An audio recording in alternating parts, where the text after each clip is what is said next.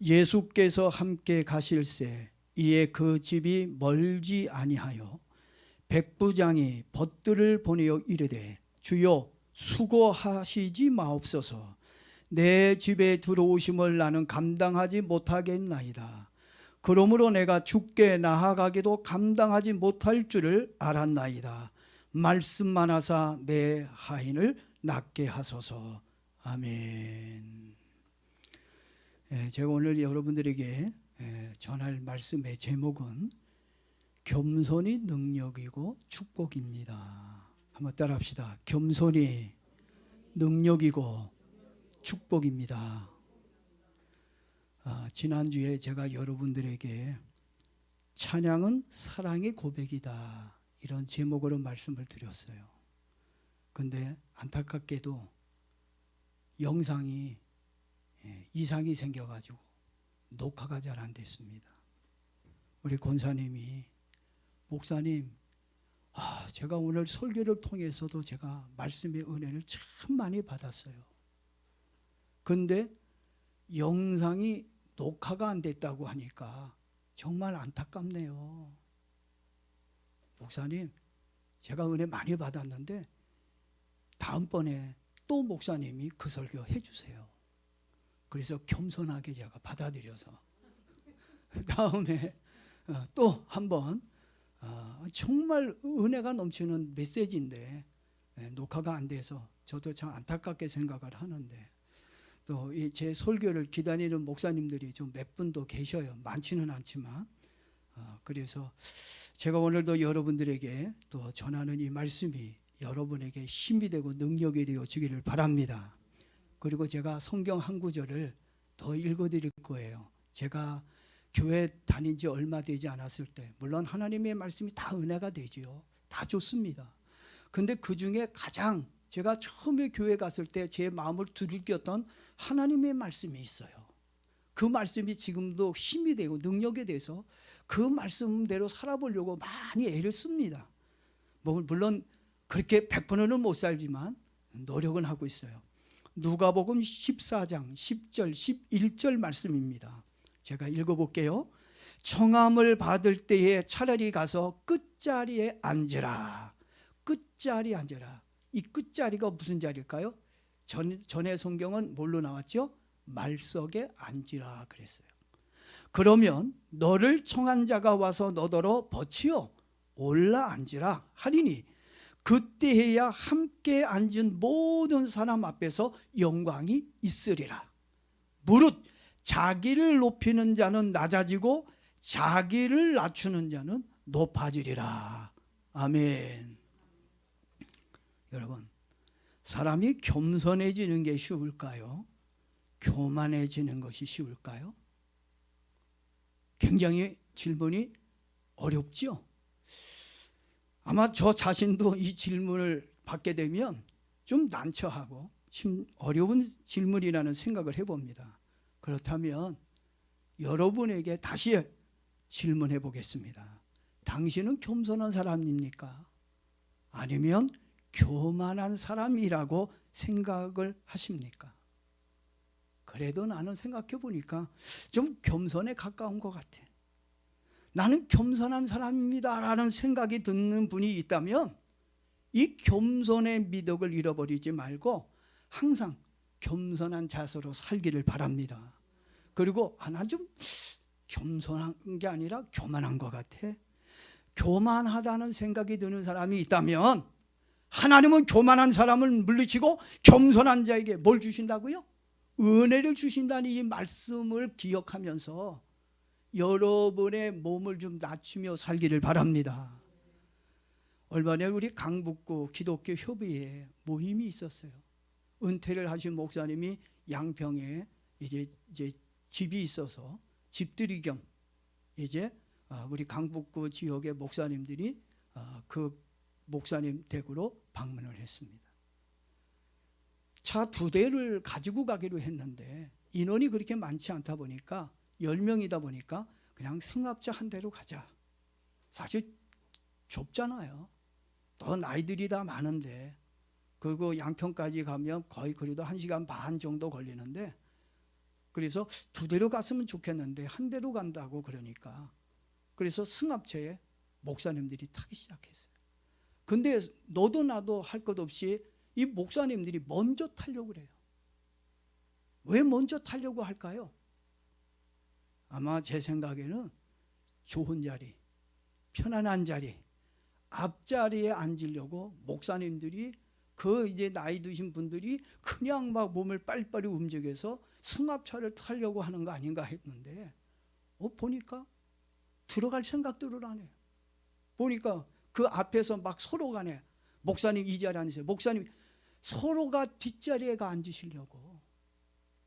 여러분 같으면 편안한 자리, 좋은 자리에 앉으려고 그러는데 그 목사님들이 서로 나쁜 자리, 불편한 자리, 뒷자리에 서로가 앉겠다고 그 연세 드신 목사님들이 서로 잡아 당기는 거예요. 목사님 내가 먼저 뒤에 타야 됩니다. 아닙니다. 목사님 여기 앞자리에 앉으세요. 제가 그분들보다 나이가 어리고 호리호리해서 제가 먼저 쏙 가가지고 맨 뒷자리에 앉았어요. 항상 우리 목사님들을 보면 다른 지역의 목사님들이라든가 다른 자리에 가보면 서로 높은 자리에 앉으려고 서로 좋은 그 자리에 가기 위해서 막 언쟁을 벌이고 막 다투고 그리고 갈라지는 경우를 많이 보거든요. 근데 우리 강북구 협의회 목사님들은 다들 참 큰 교회를 섬기는 목사님들도 겸손하게 직책에 연연하지 않고 서로 양보하고 이번에 성탄 연합 예배 때도 목사님이 설교하세요. 목사님이 설교하세요. 서로 양보하는 정말 우리 강북구 교인들은 복이 있다. 은혜가 있는 사람들이다. 이 강북 지역의 목사님들이 이렇게 인품도 훌륭하고 신앙도 훌륭하다는 걸 전 모일 때마다 많이 느껴요. 제가 혹시 모임에 일이 있어서 못 나오면 성실교회 김영복 목사님이라든가 큰 교회 다른 목사님들이 전화해서 이 목사님 왜 못 왔어요? 이번에 목사님 빠지지 마세요. 이번에 오세요. 이렇게 챙겨주는 그분들의 그 겸손한 모습들을 보면서 제가 많이 배웁니다. 제가 여러 단체의 장으로도 있습니다만 저는 항상 이 말씀 아까 읽어드린 그 말씀을 통해서 낮은 자리에 앉아라 말석에 앉으라는 그 말씀에 저는 참 은혜를 받았기 때문에 제가 장이 돼도 항상 높은 자리에 앉기보다도 그냥 일반 회원들이 있는 자리 낮은 자리 그 자리가 전 더 편한 것 같아요. 근데 어떤 사람은 맨날 높은 자리만 앉으려고 그러고 누가 말하지도 않았는데 그 높은 그러다가 누군가가 당신 자리 아니니까 저쪽에 앉으세요 그러면 얼마나 망신스러워요. 여러분 회장이 말석에 앉았다고 낮은 사람입니까? 낮은 사람이 높은 자리에 앉았다고 그 사람이 회장이 될 수 있는 건가요? 아닙니다. 여러분 생각을 좀 바꾸세요. 겸손한 생각으로 여러분 바꾸기를 바랍니다. 기독교인들은 겸손이 삶이 돼야 돼요. 생활이 되어야 됩니다. 식당에 가도요 젊은 사람들이 가만히 앉아서 손끝 하나 까딱 갖고 가만히 앉아있어요. 저는 가면은 물컵에서 물 따르고 또 서랍에서 빼서 숟가락이나 젓가락을 놓고 먹을 수 있게끔 봉사하고. 근데 지난번 우리 시찰 모임을 모였는데 제가 시찰장인데 그 부부 동반으로 모였는데 저희 집사람이 오늘 차에서 그러더라고요. 목사님 아니 젊은 목사들도 많이 앉아 있는데 왜 목사님이 서빙을 합니까? 그래서 전 그게 제 삶이거든요. 전 늘 항상 어딜 가도 제가 섬기거든요. 나이를 떠나서 직책을 떠나서 제가 섬길 수 있다는데 항상 우리 교회에서도 새가족 축제하면 제가 다 할 수 있는 부분 제가 하고. 근데 목사님 자기하고 있을 때만큼은 안 했으면 좋겠습니다. 모양이 좀 자기가 볼 때 조금 안 좋다고 마음이 불편하다는 이야기를 들었어요. 그래서 알겠습니다. 당신이 있을 때는 그렇게 하겠습니다 라고 얘기를 했어요. 여러분 진짜 멋있는 사람은 겸손한 사람입니다. 겸손한 사람이 위대한 사람입니다. 겸손한 사람은 어디로 가든지 어느 위치에 있든지 항상 겸손합니다. 내가 가진 권력, 내가 가진 재력, 내가 가진 학력을 내세우며 살지 않습니다. 겸손이란 위의 것들을 다 내려놓고 낮은 자리로 내려가는 겁니다. 겸손한 사람들의 특징을 보게 되면 말이나 행동에 있어서 상대방이나 대중들에게 상처가 되지 않도록 항상 배려하는 것을 봅니다. 어떤 모습이 겸손한 것인지, 저와 여러분들이 어느 정도 겸손한 사람인지 한번 보겠습니다. 겸손한 사람은요, 말을 할 때도 막말을 하지 않습니다. 말을 막 함부로 하는 사람은 겸손한 사람이 될 수 없어요. 대화를 할 때도 화를 내거나 소리를 잘 지르는 사람이 있습니다. 이 사람도 겸손한 사람이 될 수가 없어요. 그리고 겸손한 사람들이요, 직설적인 말을 하지 않습니다. 자제합니다. 어떤 일이 생겨도 욕설을 하지 않습니다. 폐악을 금하고 강압적으로 행동하지도 않습니다. 말로 이리저리 휘둘러 자기 생각대로 움직이게 하려고 하지도 않습니다. 거짓말도 하지 않고 해롭고 악한 말도 하지 않는 것을 봅니다. 모든 일에 선하고 진실한 것을 보아요. 언제나 부드럽고 항상 후하고 늘 넉넉하게 베풀며 섬기는 자세로 사는 것을 봅니다. 여러분의 모습이 보입니까? 이렇게 겸손한 여러분의 모습이 보여요? 이런 모습들을 많이 지니고 산다면 여러분은 겸손한 사람입니다. 그런데 어떤 모습이 많이 보이나요? 관지르는 모습? 막 강지하고 강압하는 모습? 막말하는 모습이 보입니까? 그러면 우리는 겸손한 사람이 될 수 없는 거예요. 오늘 저와 여러분들이 정말 겸손한 모습을 가지고 산다면 많은 사람들로부터 인정받게 될 것입니다. 그리고 많은 사람들에게 존경을 받는 사람들이 될 것이에요. 인간 승리며 위대한 사람이라고 생각을 합니다. 그러므로 우리 모두 하나님과 사람 앞에서, 어떤 사람들은 하나님 앞에서만 겸손해, 사람 앞에서는 겸손하지 않는 것을 봅니다. 하나님 앞에서 겸손한 사람은 누구 앞에서도 겸손해야 돼요? 사람 앞에서도 겸손해야 돼요. 그런데 왜 하나님을 믿는 사람이 하나님 앞에서는 겸손한 척하면서 왜 사람 앞에서는 왜 그렇게 모질고 거칠고 거들먹거리고 허세와 그 어떤 교만으로 사는지 모르겠어요. 오늘 저와 여러분들은 하나님 앞에서도 겸손하고 사람들 앞에서도 겸손하기를 바랍니다. 예수님 그랬잖아요. 예? 바울이 디모데에게도 어머니같이 생각하고 아버지같이 생각하라. 그러면 문제가 될 것이 없어요. 내 밑에라고 생각하니까 문제가 되는 거지. 항상 남을 나보다 낮게 여기면 우리는 겸손의 능력을 가지고 살 거라고 저는 믿습니다. 야고보서 4장 6절 말씀에도 야고보가 이렇게 얘기합니다. 그러나 더 큰 은혜를 주시나니 그러므로 흘렸으되 하나님이 교만한 자를 물리치시고 겸손한 자에게 은혜를 주신다. 이 말씀을 꼭 기억하며 살기를 바랍니다. 오늘 본문에 누가 나와요? 로마의 백부장이 나오잖아요. 이 백부장, 이 로마 사람 이 백부장에게 많은 하인이 있는데 그 하인 중에 나이 먹은 늙은 종이 있었어요. 이 늙은 종이 있었는데 이 늙은 종이 중풍에 걸렸어요. 요즘은 풍 맞거리는 사람이 많지 않는 것 같아요. 근데 옛날에는 중풍 맞아가지고 이렇게 그냥 이렇게 다리도 절고 손도 떨고, 그렇죠? 그런 사람들이 굉장히 많았어요. 근데 이 하인이 중풍에 걸렸어요. 중풍에 걸렸으니까 쓸모없으니까 버려야 될 거 아닙니까? 그렇잖아요. 근데 이 백부장의 하인의 중풍병을 위해서 예수님께 나와서 간구합니다. 예수님, 내 하인이 중풍으로 지금 누워서 죽으려고 합니다. 고통받고 있습니다. 그 생명을 좀 치료해 주셨으면 좋겠습니다. 간구하는 것도 아주 놀라운 일인데, 그는 오늘 본문을 보니까 6절 7절 보니까 예수님께 이렇게 얘기합니다.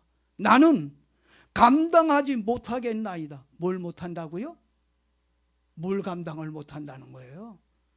중풍병자의 병을 돌보는 걸 감당 못한다는 얘기인가요? 뭘 감당 못하겠다는 거예요? 반복해서 6절 7절에 나는 감당하지 못하겠습니다라고 주님께 겸손하게 이야기를 합니다. 내 집에 들어오심을 나는 감당하지 못하겠습니다. 내가 주께 나가는 것도 감당하지 못합니다라고 이렇게 아주 겸손하게 자신의 부족을 이야기합니다. 여러분, 자기의 그 부족을 얘기한다는 게 수치스럽잖아요. 그래서 사람은 허세도 부리고 없는 것도 있는 것처럼 말하는데, 이 백부장은 예수님께 자기의 부족함을 자기가 감당할 수 없다라고 이렇게 솔직하게 겸손하게 예수님께 이야기를 합니다. 백부장은 자신의 소원을, 이 고백을 통해서, 이 겸손을 통해서 자신의 소원을 이루는 축복을 받았습니다. 하인의 중풍병이 나았잖아요. 그리고 예수님께서 백부장의 믿음을 보시고, 야, 네 믿음이 귀하다. 이스라엘 사람들 중에서도 내가 너만한 믿음을 본 적이 없는데 네 믿음은 정말 이방인인데도 불구하고 네 믿음이 정말 대단하구나. 이스라엘 자손들은 바깥 그 어두운 데서 슬피 이를 갈며 울고 있을 텐데 너는 하나님의 자녀가 되는, 아멘입니까? 하나님의 자녀가 되고 아브라함이 자손이 되는 은혜를 받았습니다. 무엇으로? 백부장이 무엇으로 이런 은혜를 입었어요?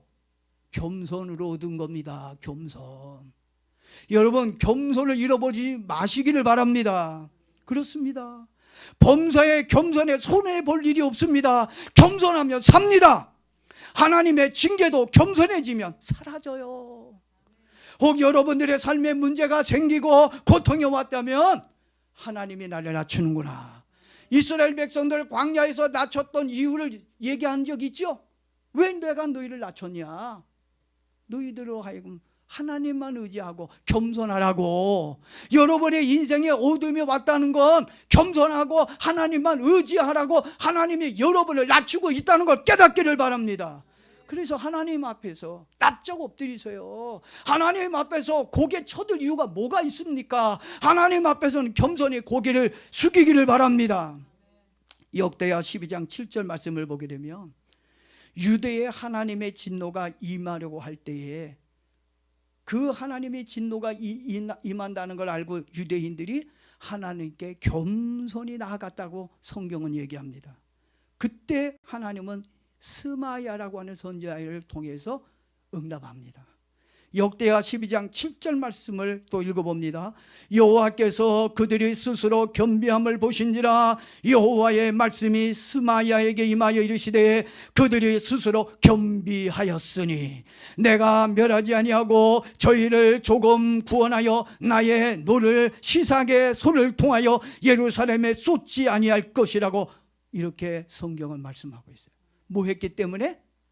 겸비했기 때문에. 하나님께 겸손한 말이, 전에는 목이 굳어가지고 교만해가지고 잘난 체하고 하나님을 찾지 않던 이 유대인들이 하나님의 진노가 쏟아질 걸 보고 놀래가지고, 야, 시삭을 통해서 하나님이 우리를 진노하시는구나, 우리를 벌하시는구나, 아이고 하나님이요 하고 겸손한 마음으로 하나님께 왔더니 하나님이 시삭을 통해서 이스라엘 백성들을 벌하려고 했다가 뭐 하셨다고요?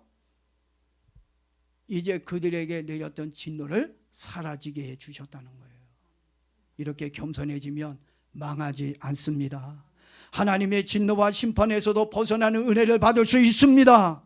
더 나아가서는 하나님의 치료와 구원을 경험하게 되어진다는 말씀입니다.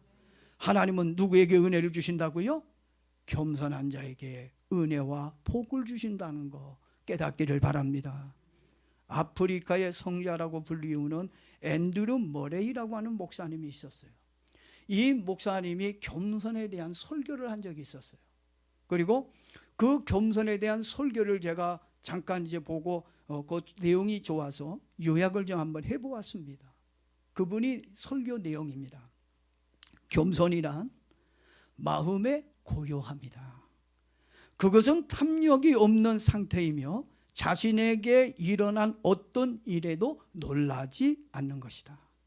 또한 해로운 일에 과민 반응하지 않는 것이며 칭찬을 받거나 멸시를 받아도 동요하지 않는 것이다. 그것은 세상 살아가는 일이 참으로 어렵고 고통스러울 때 조용히 하나님 앞에 무릎을 꿇고 기도함으로써 침묵의 바다와도 같은 평화를 얻을 수 있는 마음이다. 사람이 겸손한 마음을 갖는다는 것은 은혜의 보금자리에 있다는 뜻이다. 이렇게 말씀을 전했어요. 겸손한 마음은 어디 자리에 앉는다고요? 은혜의 보금자리에 앉게 되질 것이다. 지금 여러분에게도 은혜의 보금자리가 있기를 바랍니다. 또 사도 베드로도 베드로전서 5장 5절 6절에서 또 이렇게 권면합니다. 젊은 자들아, 이와 같이 장로들에게 순복하고 다 서로 겸손으로 허리를 동이라. 하나님이 교만한 자를 대적하시되 겸손한 자에게는 은혜를 주시느니라. 그러므로 하나님의 능하신 손 안에서 겸손하라. 때가 되면 너희를 높이리라. 아멘. 때가 되면 하나님은 저와 여러분을 높입니다. 언제? 겸손할 때. 아직 겸손하지 못한가 봐. 아직 고난이 있고 아직 어려움이 있는 거 보니까 아직 뭔가 하나님이 보셨을 때 이 교만한 것이 있나 봐. 회개하십시다. 어거스틴도 성도의 기본은 첫째도 겸손이요, 둘째도 겸손이요, 셋째도 겸손이라고 말했습니다. 사랑하는 성도 여러분, 하나님의 은혜와 축복을 받으며 살고 싶습니까? 아멘이 안 나오네. 너무 겸손해가지고 아멘도 잊어버렸어. 겸손이 능력과 축복입니다. 뭐가 능력과 축복이라고요?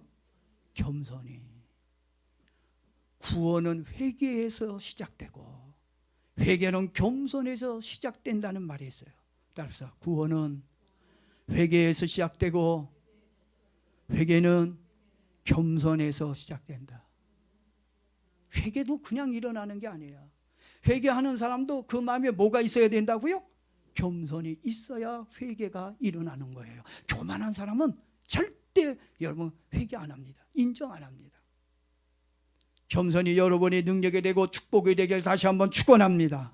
빌립보서 2장 3절도 보니까 이렇게 얘기합니다. 아무 일에든지 다툼이나 허영을 하지 말고 오직 겸손한 마음으로 각각 자기보다 남을 낮게 여기고. 뭘로 하지 말자고요? 다툼이나 허영으로 허세로 하지 말라고.